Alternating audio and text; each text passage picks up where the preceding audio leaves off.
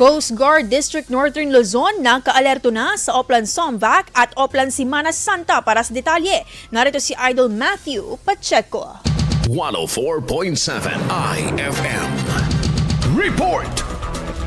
Nakaalerto na ang hanay ng Coast Guard District Northwestern Luzon sa mga karagatang sakop nito sa papalapit na summer vacation at pagdiriwang ng Semana Santa. Sa inihayag ni Lieutenant Junior Juanito Milad, ang commanding officer ng Special Operations ang naturang hanay ang kanilang kahandaan dito.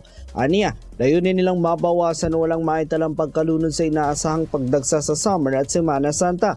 Patuloy naman ang isinasagawa nilang daily maritime patrols, food patrols at Baywatch katuwang na ang mga lokal na pamahalaan. Nagpaalala naman ang hanay na kung sakaling makasaksi ng insidente ng pagkalunod ay maiging suriin muna ang sitwasyon kung kaya itong personal na iligtas at mainam din umano na matuto ang bawat isa sa basic life support. Ngayong buwan ng Marso ay pinagdiriwang din ang Drowning Prevention Month. Kasama mo mula rito sa IFM Digupan. Ito si Idol Matthew Pacheco, Tatak IFM. IFM News. IFM News. IFM